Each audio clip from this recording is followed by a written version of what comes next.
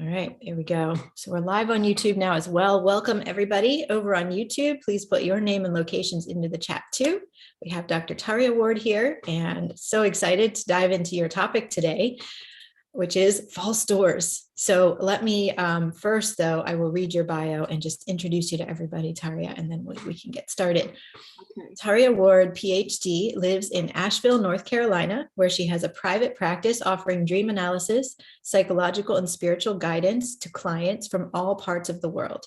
Tayria has worked intensively with her own and other people's dreams for more than 45 years, and for nearly 30 years, she has been an avid student of Indigenous ways of knowing and being. Tayria has conducted a monthly global dream symposium since early 2017, wherein people from all over the world come to share their dreams and listen to the collective dreaming mind. Tayria conducts retreats and vision quests, teaches online courses, and teaches to a wide audience in regular interviews and lectures.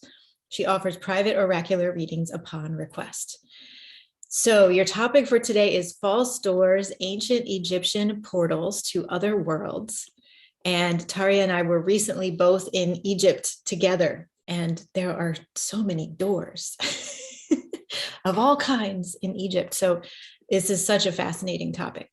So could you begin by sharing with us, what are you referring to with this term, false doors?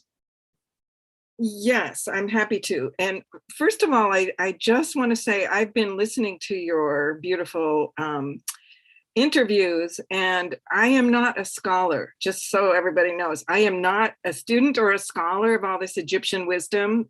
I have so loved your teachings, Jocelyn, that you've done on this and others. And Veronica Goodchild yesterday had beautiful information about Egypt. And Patricia Iwan, oh my gosh. So if you haven't caught up on those, I hope people will get those.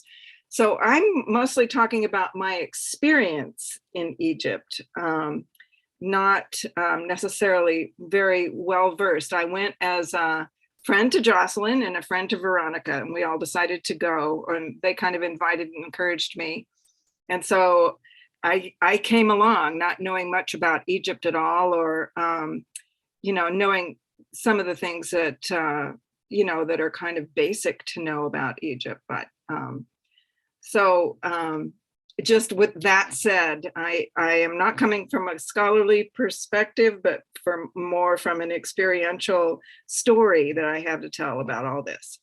So Jocelyn, if you would start to show the slides I sent of the false doors. Absolutely, let me bring those up here for everybody. First, show that one that's the purple-ish one. Okay. Yeah, that one. Yeah. Okay, so when I went to Egypt, I went a couple of days early because I wanted to get over the jet lag before the group came, and I needed to be a little more rested. And so on my very first night in Egypt, I went out to the patio and had a quiet dinner all by myself. And across the patio, I zoomed in on this. So this was a little distance from where I was sitting, but across from the patio was this image. And I don't know, something internal was happening to me as I sat and had my meal and contemplated the sort of fact that I was breathing air in Egypt. I was looking at the sky from Egypt. I just almost couldn't even settle myself into the reality that I was in Egypt. And here I was, and this that looked like a door or some kind of portal just kept, I don't know, there was an energetic connection that I had with that entire night. And so I later came to realize more why on my very first initial sort of moments in Egypt, there was something addressing me. And this, if you'll show some of the other images, I can explain a little further what I came to understand. Oh, this was another one. That little dark post there looked like a portal to me too. From where I sat, I zoomed in on this, but from where I sat, that looked like another little portal with a light on the top of it. So both of those portals were like in a very really powerfully energetic way, were addressing me. That's so interesting with the little light in the post too. Isn't it? Yeah. When I zoom in on it, you can kind of see that it's a post, but from where I sat and with my particular eyesight, it really looked like a portal. I felt drawn to it in a sort of a mystical way. Yeah. So keep going. And then after everyone arrived and we started our visits to the various sites, Jocelyn, you had a beautiful picture on your presentation of a fall store, but we began to see in all the different sites, almost everywhere, these that narrow passage there is what they call a fall store, and it's in the Egyptian architecture and art, just everywhere. And it seemed like just like my psyche that night when I was in that first night was drawn to those portals. Everywhere we went, I was just drawn into these portals, and what is their story, or why are they riveting my attention in this kind of way? And so the fall story, you can keep moving a little bit. These are just my photographs. They're not the best photographs in the world, but these are other examples of the fall stories. You just see them everywhere, all through the Egypt Museum and all through Saqqara and all the different places. And there's that light. I'm just noticing that right now. Veronica was talking yesterday about that light that just happens in Egypt. So there's that beam there. So in ancient Egypt, these doors were understood to be portals through which the dead, those who have passed on, they can come through, and they would put food at the bottom of them to feed their dead and to invite them to say, we're here, and here's some food for you. And so it was a very interactive kind of exchange that was happening. And the idea was that the seeker can go through those portals. Your physical body clearly can't go through the portals, but that we can enter into the land of the dead through those portals ourselves. Our bodies can't, but what they call the Ka body can go through those portals. And I'm thinking of quantum physics, even in quantum physics, that sort of quantum aspect of ourselves can go through into the land of the dead or into the other dimensions in these kind of ways. So that is the concept. And as I was watching them and thinking about them, well, one of the first experiences I had just in my first 2 or 3 days there was Egypt, and the teachings that I was getting from Patricia. If you haven't heard Patricia from yesterday, I encourage you to hear her.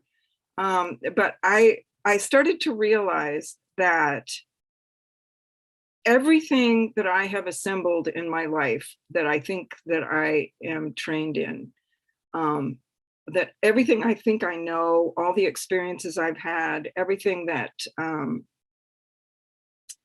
I have gotten a PhD, I've worked with shamans from all over the world. I have trained in the world's religions. I was a minister for 20 years. I trained in dream analysis, and I have such a vast sort of history of different kinds of ways of understanding the world that we live in. And suddenly when I was in Egypt, it's like all of that shrunk to nothing. And I thought, I know nothing. Whatever all that is, all that I've spent 70 years of life coming to think that I understand and know is nothing, that it's all it's all, for some reason, the image comes of when you go up into an attic and there are a few little trinkets on the bottom of a coffee can, and you kind of rattle the coffee can. It's like all my information, all the things I think I know are like that stuff that's rattling in the coffee can. There's so much more, and everything I know is such a limited, tiny version of what there is to know. And for some reason, Egypt was just like blasting me open in that way. And it was not disconcerting. I mean, I guess it was a little bit disorienting, But on the other hand, it was like, oh, wow, I get it. So then I realized that going through these little doors here, it's not really as much the body that can't go through, it's the mind that can't go through. If we're going to go into these other dimensions, we have to drop everything that's in the mind. The mind, all of our concepts and ideas and identity and assumptions and impressions, and all of that, erase. You can go through there if you let go of absolutely all of that. So that was a very experiential thing I was having. It's like I was very drawn to these doors. I wanted to know what the ancient Egyptians knew about them, how to be in relationship to them, why were they calling to me so much. And it was more about the mind than the body that I was understanding needed to be let go of. And this reminded me of an experience I had, I think it was in 2018. Veronica Goodchild and I were in a crop circle. Was it 2019? Anyway, I lost in time, clearly.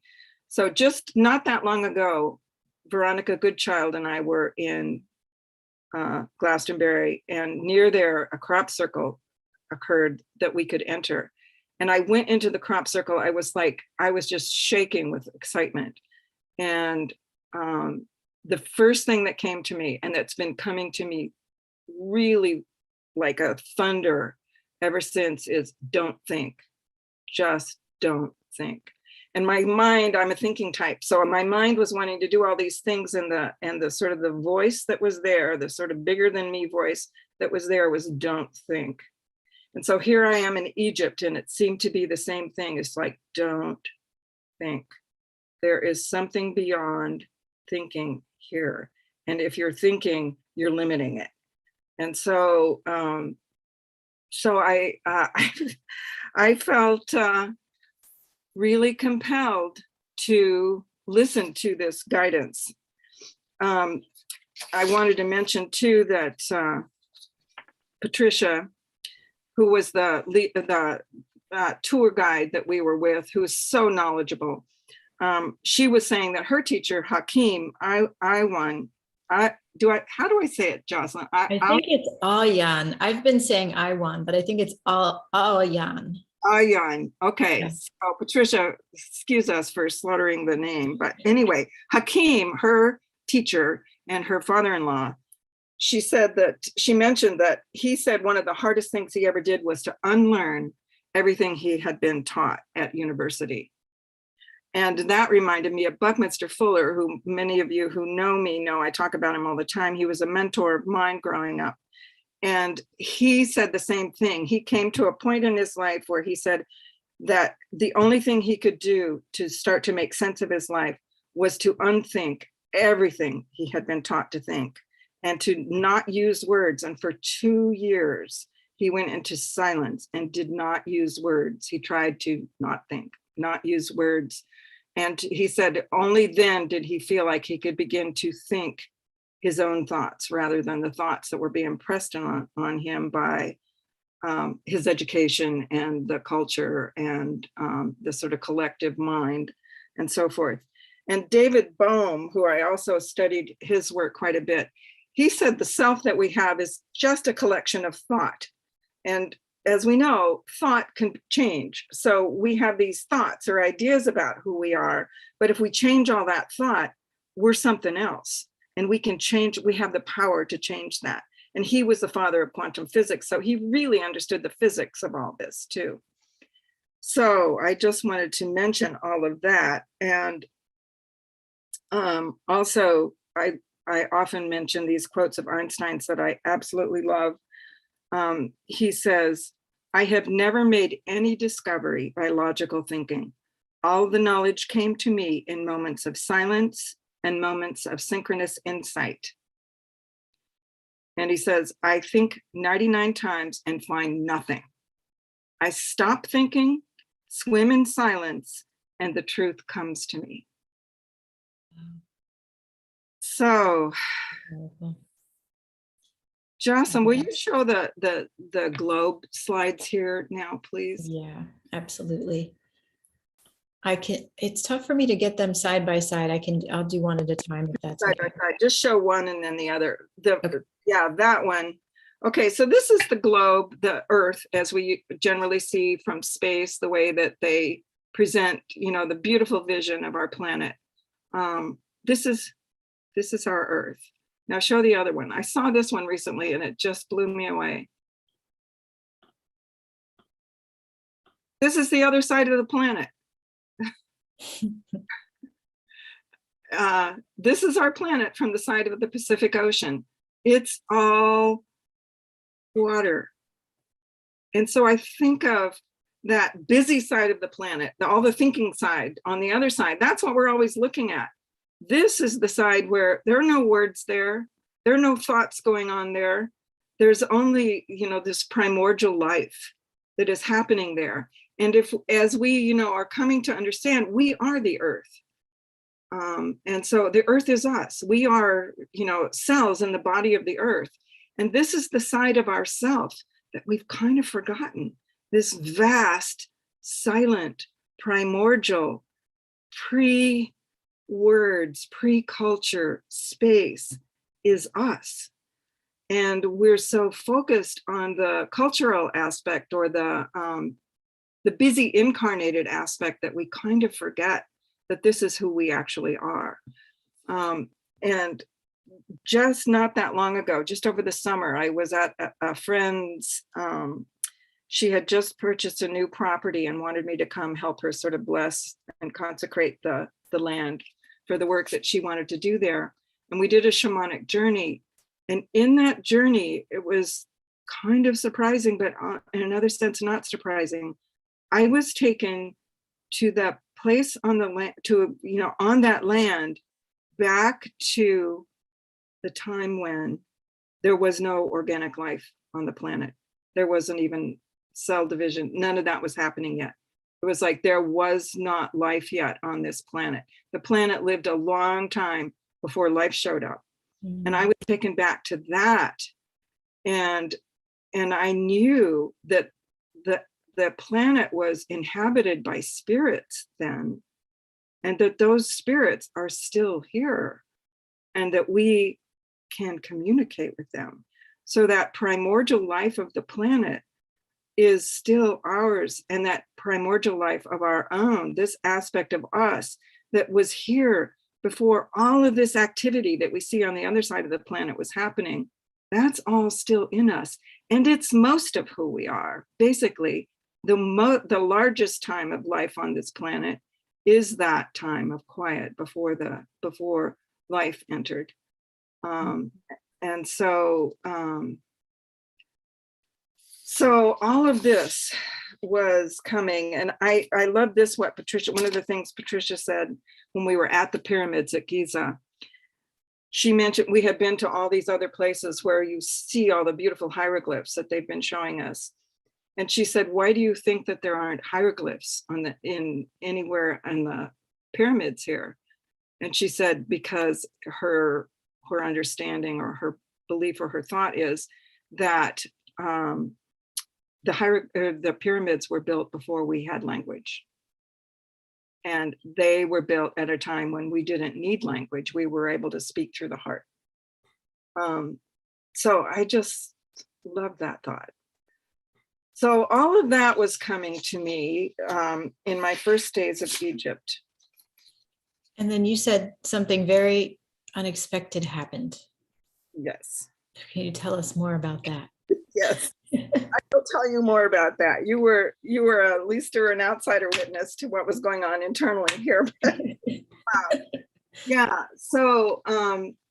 So I was, as you can see, very excited, very enthused by my experience, and loving all the sites, loving the teaching, just so into it. And then all of a sudden, like almost in a very quick way, I was abducted into this. I don't even want to call it an illness. That's what we thought it was at the time. We thought I was getting sick. And that's all I knew how to describe it. I was all of a sudden just sort of losing life force. I didn't have it.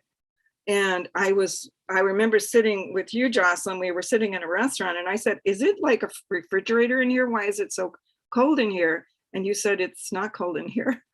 And I realized I felt like I was refrigerated. I was so cold. And then as this progressed, I started having shakes. I was shaking and cold.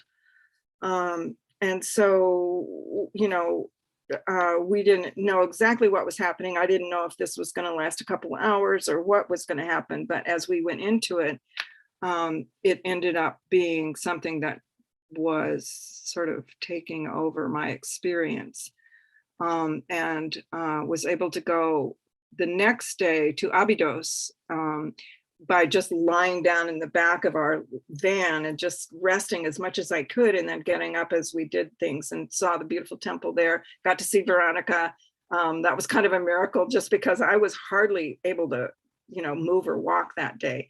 And then the next day, I just knew I had to surrender. And so I did. And it was in those next couple of days when I spent the days in bed, just completely drained of life, that I came to understand that this was something bigger than me. This was something really even not an illness, though Patricia was, really thoughtful enough to have a doctor come and visit, but he looked over everything. My lungs were fine. I had no congestion. I had no heart things. I had no anything. He couldn't find anything, but it was clear that something was happening. And I had no life force. And it was in those sort of those hours of silence and quiet and just being completely drained of energy that I started to understand that this was something that was designed for me, and that I really, really had to surrender to it. And it felt like I know the myth of Persephone, who in the Greek myth of Persephone, how she was just playing in the field and picking flowers, and all of a sudden Hades just grabbed her and abducted her to the underworld. I had that image for what was happening to me. I felt like I was having so much fun. I was so excited. I was having all these experiences, and then I was just abducted, and I was in the underworld in a kind of serious way. And then I came to realize that this was similar to, and this was over a few days. I'm kind of fast forwarding here my perception of all of this, because it was, it wasn't in the very beginning that I was able to realize what I'm about to describe now. But it was over the days that came that I began to understand that this was similar to an experience I had in 1997, which was also in Africa, where I was abducted into a rite of passage that I only, after it was over, came to understand had been orchestrated for me by my guides, by the spirits, by whoever sort of conducts the overwatching of my journey in this world. And I wrote about that in my dissertation. It was like a very well intentionally planned, thoughtful rite of passage with all of the elements of the rite of passage that the indigenous people speak of, absolutely every bit of it. But it was planned for me not by living guides, but by the invisible guides. And it was perfect. And this was happening again in Africa, which I think is interesting too. 20 some years later. So I began to surrender into this, okay, this is a rite, and I just need to understand and trust what was happening. And I could tell you that there was a point there when there was no life force in my body. I don't even know if I was breathing, because that would have meant life force. I didn't have any. And I remember at some point, I got up and tried to go to the restroom. I couldn't even make the steps. I thought, well, maybe I should eat something. So I took a little like chia seed bar and I tried to take a bite. I couldn't even, taking a bite was more life force than I had. I couldn't have swallowed it. I couldn't have digested it. I was like, something was happening there where it was a death state. And then, so, okay, I'm trying to figure out how to tell this story. It's as you can tell, it's a very kind of wordless story. So at some point here, I decided I needed to go home. It wasn't clear how long this was going to last. I felt it was a drain on the group, to be worried about me. And that, I didn't know if it was going to be another day or another week. And that at some point I just needed to say, okay, I'm going to get a plane home. And so I woke up one morning and that's what I did. And Patricia was so kind to get me on a plane from Luxor up to Cairo that day so that I could go home. I changed all my flights and so forth. Well, on the way to Cairo, I started to feel fine again. It was like all my life force came back and I was okay. And I knew I was okay. And so then I'm in bed that night and I'm thinking, I've got a flight tomorrow, but why am I taking that flight? I feel great. I don't want to go to North Carolina and feel great. I want to be in Egypt and feel great. I still had, so I changed everything all again. Patricia was so flexible and sweet. And Jocelyn helped me actually think about what I might do, which was go to Giza. And so that's what I did. I went to Giza and got a little hotel room there. And there I was with the pyramids for the next 5 days, all by myself. And I realized this was part of what the plan was, for me to have this sort of death-like experience and then to try to assimilate it in a very quiet place in Giza. It's like a cool place to be assimilating your massive experience. And so I wouldn't have chosen, this is not the trip I had thought I was going to have or chosen, but here I was alone.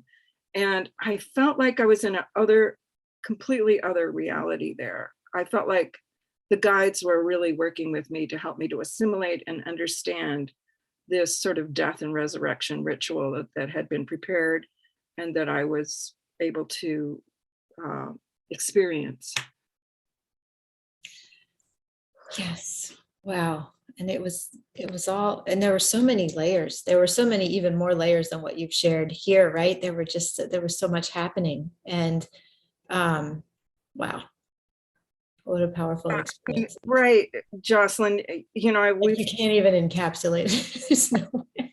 Right. I wish I could tell you. One of the things that's interesting is when I really felt like I wasn't even sure I was breathing. And I just want to say I wasn't scared for a second. There wasn't even an atom, not a cell of fear or like I'm really going to die. I never thought that. It just so you know, there wasn't that. But there was a time at that place where I felt like I was like in a gray sort of slate room. Like it was all gray, it was smooth stone. That's where I was. There was no fluffy, comforting fields of, whatever. It was stone cold and not uncomfortable. Just that's what it was. And then at the end of the trip, we went into the king's chamber and I thought, this is where I was. It was like this. It was gray, smooth stone, big room. This is where I was. And I wonder, if it took me back to a time of that. And I thought, this is what they used to do in those death rituals. They used to bring you to a place where your life force was gone.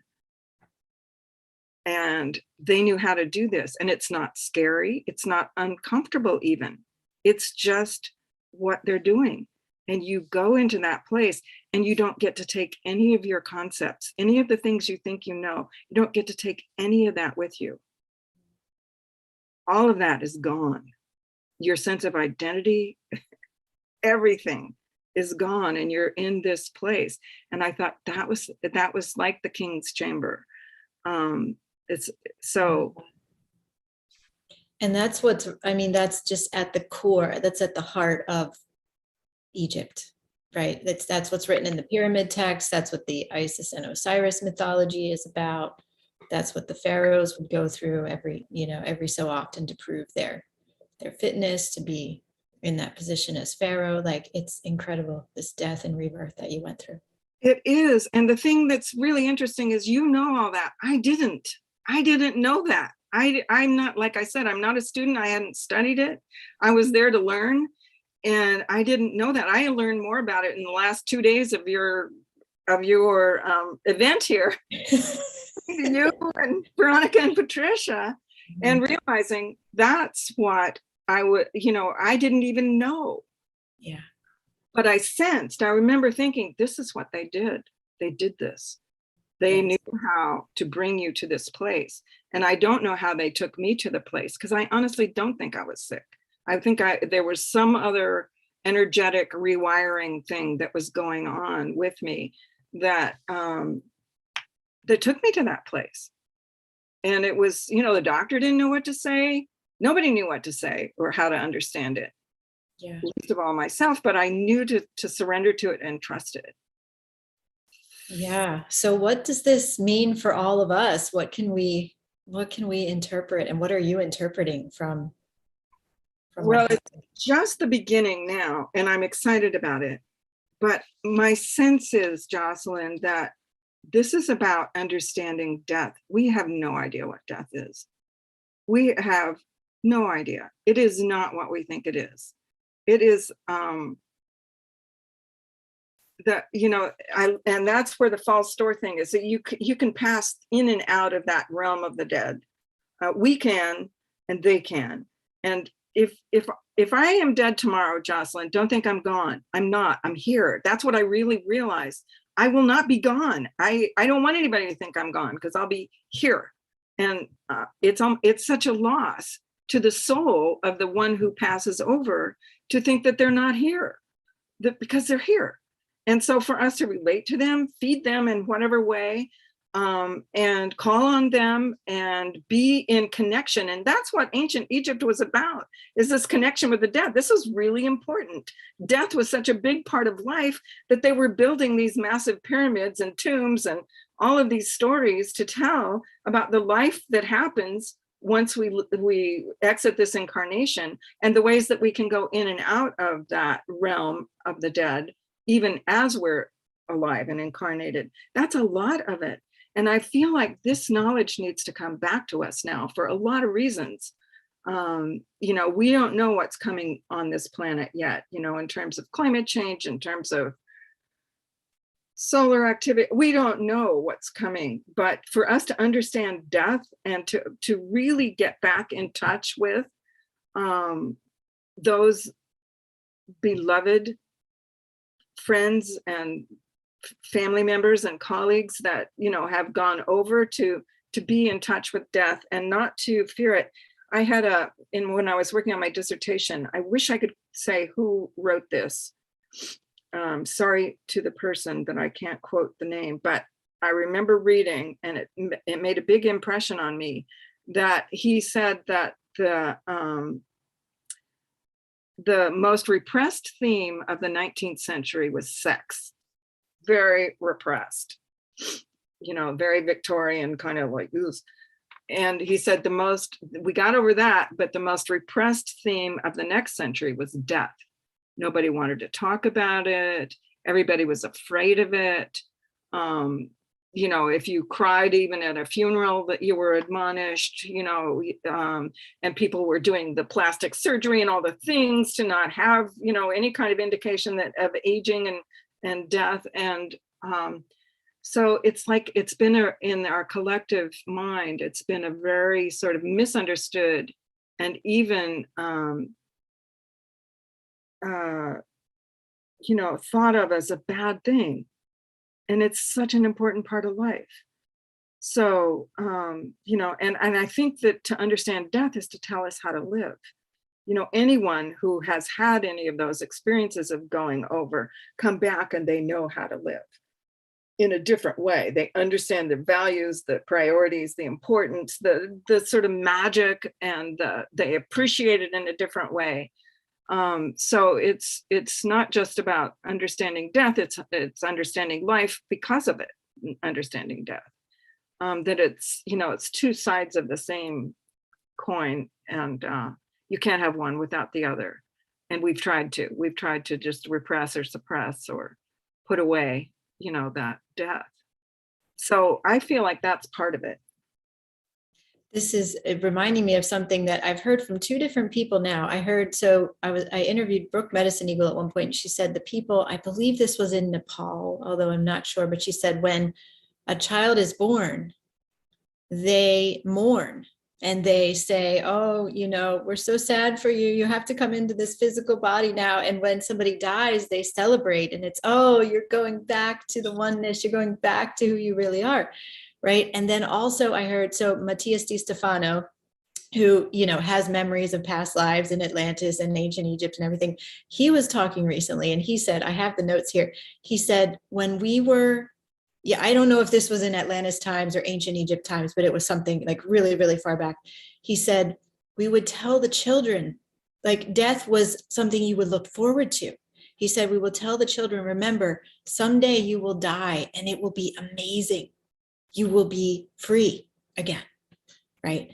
So there's this very different reality around death, and we've been taught that it's this horrible thing and it's the end and there's nothing after this. And the science, what science can tell, is just not the whole picture at all. Not even close. Not even close. I mean, science finally now is coming back around to understanding the non-physical aspect of our being. But for too long, science was just about the physical. And then if it wasn't something you could get on a microscope, it didn't exist or it didn't matter. Right. And so, they're now experimenting enough that they can start to pick up the non-physical in other ways. But yeah, that is one. Go ahead. Oh, I was just going to say, I know you had a meditation to share. Did you want to share that? Do you think there's time for it? Yeah, I about 20 minutes. If there's anything I wanted to say before. If there's anything else you wanted to say. Yeah, let me just say a couple other things. We have a little bit more time. We have about 20 minutes. 20 minutes. Yeah. Yeah. I'd like to just end with the meditation, if that's all right. Sure. So the only thing I wanted to say is that I feel like we can be called to, in our quiet moments, accept the reality of these false doors, what they represent to us, that we can go in and out, and that this and that the silence that one experiences in that way can be with us even when we're, like we're sitting and talking right now, but that silence can be like bigger than what our little minds are doing and what our bodies are coming up with words and so forth. So that silence can actually be with us even as we're navigating our very incarnated and busy lives.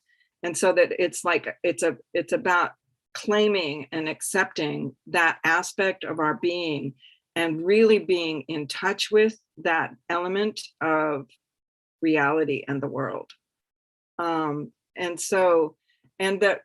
I also just wanted to describe too the sort of resurrection part of this.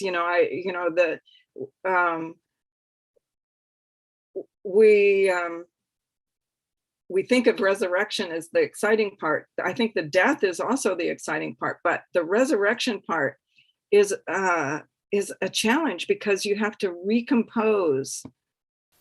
For me, it was like taking back my assumptions, my concepts, my identity, the things to be able to even talk. It took me some weeks. And as the spirits that organized this for me, created it for me, I had Christmas alone this year. My kids were all with other elements of the family. And so I had Christmas. So I had 8 days when I got home that was alone too. And so all of that has been really valuable in terms of integrating all of it. But it's the reassembly. And I'm thinking of my little grandson, Stokely, when he puts together the Lego things, you know, and then takes them all apart, and then he makes something else completely different, and then he takes it all apart. And I think we can kind of do that with our own sort of mind and assumptions and identity and so forth, that it can be all disassembled and then it's nothing there. It's just a bunch of pieces, you know, like the little coffee can, you know.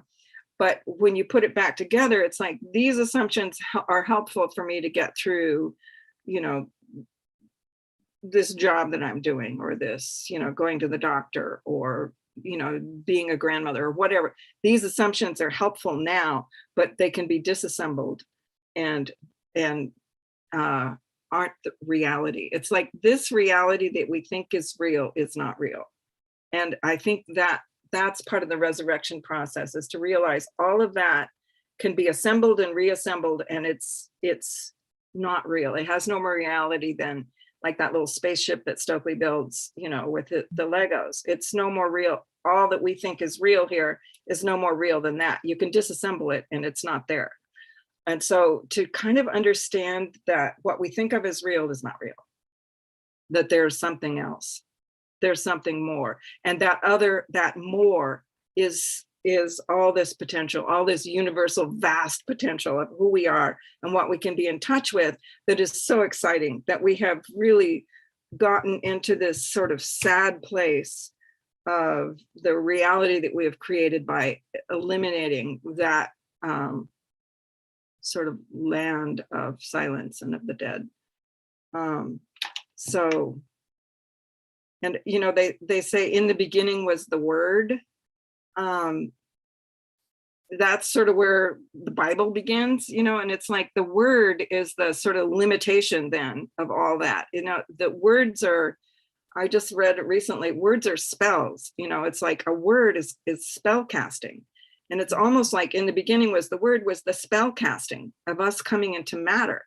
And if we take away the words, we can shatter the illusion and break the spell, that there's some kind of spell we're under in this use of words. And we need to be really impeccable, you know, with how we even think words, much less, you know, impart them or cast them on ourselves. You know, the words that we use against ourselves or can be really, they're, you know, really dangerous. So it's casting a spell on ourselves. So, and then I just also wanted to say, I have been so fascinated for a long time about Celtic mythology. And the Celts have this thing about how the Danu, who was one of the goddesses in the Celtic world that I learned through her, she was the queen of the Tuatha De Danann. I don't know if I say that right, but they're like the fairy folk.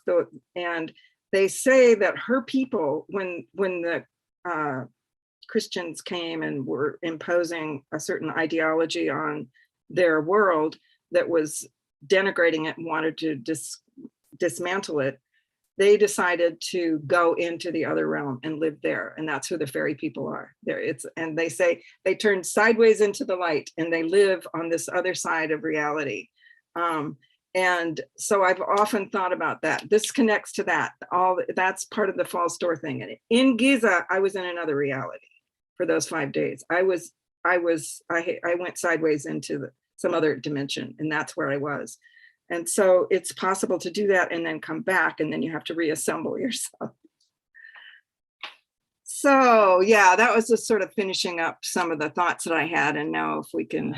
Thank you. Yeah, thank you so much for this, Tayria. And I think that part you said about, you know, this reality is not real. Right. And there's so much more Right. for us. I think that's just one of the key lessons of Egypt. And we just can't even fully grasp that, you know, like we can try, but there's so many layers to it and levels to it and so many different realities. Right, Possible, you know, it's just a really vast dimensional beings. That's our identity. That's who we really are. are these interdimensional beings. And it's amazing how my mind was scrambled just by being there. It was like, it was all of a sudden, everything was relativized, and everything I thought I knew was not real or true or necessary. It was all kind of cute, but it wasn't necessary. So yeah, there's something that ancient Egypt has for us, and I think it's great that we're giving it some, space in our thoughts and minds now to integrate what it has for us. So yes, absolutely. Well, thank you for this really powerful story and journey. And I know you have a wonderful free gift for everybody, so I want to make sure to mention that too before we go into the meditation. Okay. Which is our Global Dream Symposium. So if you would want to say a few words about it, I can put the comment in the link in the chat. Yes, Jocelyn and I, for more than 5 years now, have been on a monthly basis conducting on a Friday at 1:00 Eastern time, one Friday a month. You can get the schedule on either of our websites. We have a dream symposium where people come from all over the world, and we listen into the collective messages of the dreaming that speak with guidance and perspective and information and wisdom for the community. And Jocelyn and I started this when we were thinking about the indigenous people who get up at 4:00 in the morning and listen to each other's dreams, and that's how they start their day, and that's how they conduct the business of the people, is to understand what the dreams are saying, because they're telling what we need to know, what we really need to know, more than the New York Times in the morning. The dreams are telling a whole different level of what we need to know, although I read the Times and I love it. But so Jocelyn and I created this so that we could start to do what the indigenous people did, which is listen into the dreaming and discern the guidance that's coming to us through the village in that way. So everyone's invited, it's free, and you're welcome to come. And I also wanted to say, I have on my website, I have a whole list on the videos page. I have a whole list of recordings if anybody wants to listen to any of the other things that I've been offering lately, as well as my dissertation is on there. A lot of articles are on there. So if anybody would like to, poke around in there, there's free gifts there too. Yes, there's a wealth of inspiration there for sure. All right. Well, thank you, Tayria. And you can share the meditation if you think we have time, whenever you're ready. I think we have just a few minutes. I think that'll be fine. Okay. It's just a few minutes. If you'd put that picture of the other side of the planet up, the water. Oh, sure. Pacific.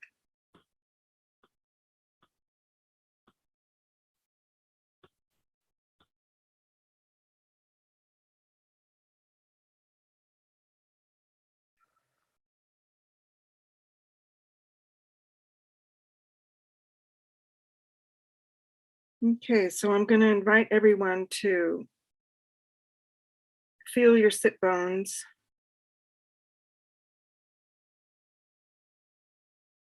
And feel the chakra system, the crown chakra reaching out to the energy of the starry cosmos, the sit bones reaching to the core of the earth. Knowing ourselves to be these beings in touch with all of these dimensions.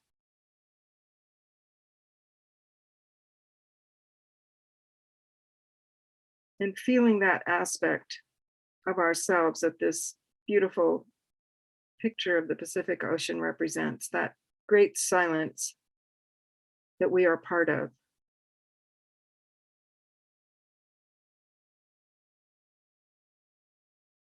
And that is us.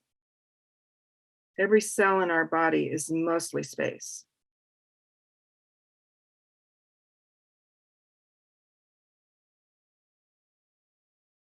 We are that. It is us.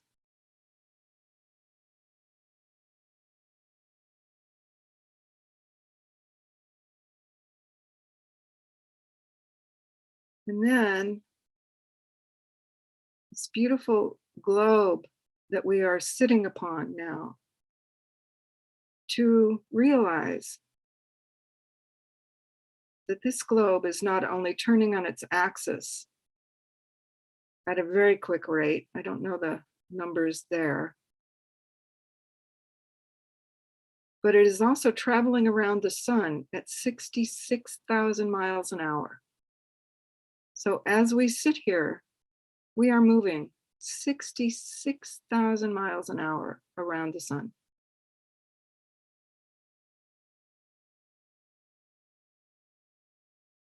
And because of this beautiful membrane of our atmosphere, we don't even feel the breeze.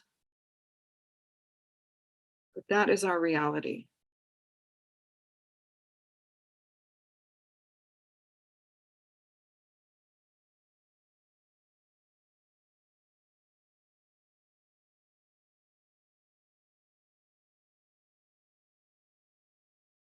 And now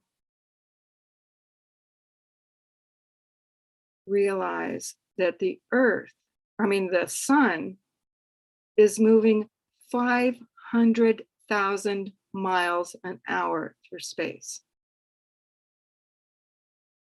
So we are moving 66,000 miles an hour around the sun.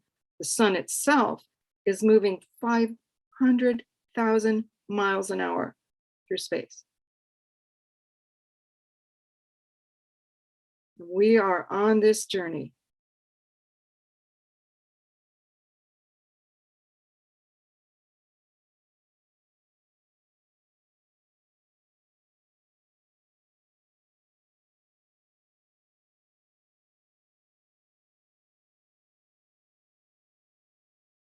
Our galaxy is moving, and there are 2 trillion other galaxies moving like this, all in this massive harmony. They're not slamming into each other.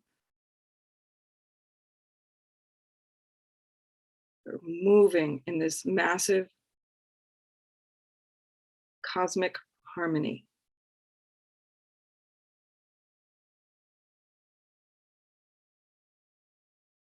And we are part of that.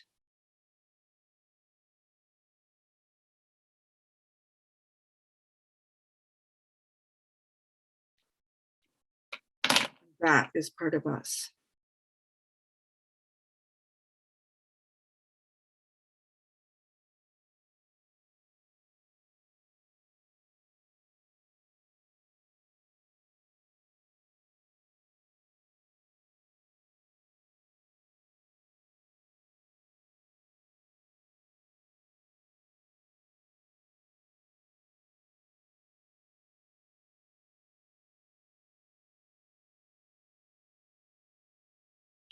So now, as we come back together, and as we go about our days, to keep somewhere in our cellular system these awarenesses, to know who we really are, and to know the relativity of the things that challenge and torment us, that have their purpose in our development, in our life.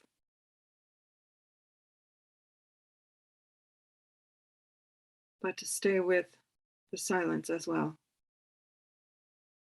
and let it soothe and help us.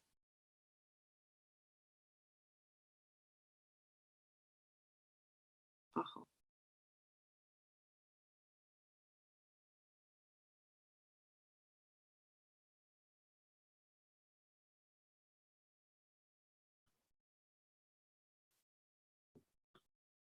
Thank you so much, Tayria. Thank you for all you've shared here, for this beautiful meditation. Thank you. Thank you. Well, it's been a delight, and I'll look forward to reading the chat column after. I love that that you published that, so that. Yeah, absolutely, of course. And I put your free gift there in the chat one more time so everybody can navigate there if they would like to. And yeah, thank you so much. And wonderful to have you here as a part of Into the Mythica. Yeah, I look forward to spending the next days together. All of our hearts and minds are involved in this amazing journey you're bringing us all along with, Jocelyn. Thank you so much for who you are and how you do it. It's a marvel. I always say Jocelyn's a force of nature. She really, yeah. Yeah. Well, thank you, everybody who's on live with us here, and also those who are watching this as a recording. I hope you've received so much from this beautiful, beautiful interview with Tayria. And definitely check out our other replays from today and other pre-recorded interviews that were posted today. We have some really, really beautiful ones. Go to the conference schedule page and you can find everything there, all the replays, all the free gifts. So enjoy, everybody, and I'll see you back tomorrow for day 4. We'll be starting around 10 a.m. New York time. So can't wait to see you all then. And the beautiful Anne Baring is today too. I just really can't wait to hear her sharing. Yes, she is so amazing. She turned 90 earlier this year, and wow, she has been sharing this visionary wisdom since long before everybody was all tuned into it, and she is still shifting our perspectives. So really amazing. Definitely check out Anne Baring's. Yeah, that's Anne. Yeah. Yeah. She's a force of nature. Force of nature. For those who don't know, she wrote The Myth of the Goddess and The Dream of the Cosmos. I mean, she's highly respected and often quoted, and has sort of shifted the consciousness on the planet just all by her little beautiful self. So yeah. She really has. Yeah. Yes. So yeah, we covered a lot of ground in that interview too. It's a really good one. So definitely tune in for Anne Baring and all the others from today. Yeah. Well, enjoy, everybody, and I'll see you tomorrow. Many blessings, much love. Mwah. Take care. See you all soon.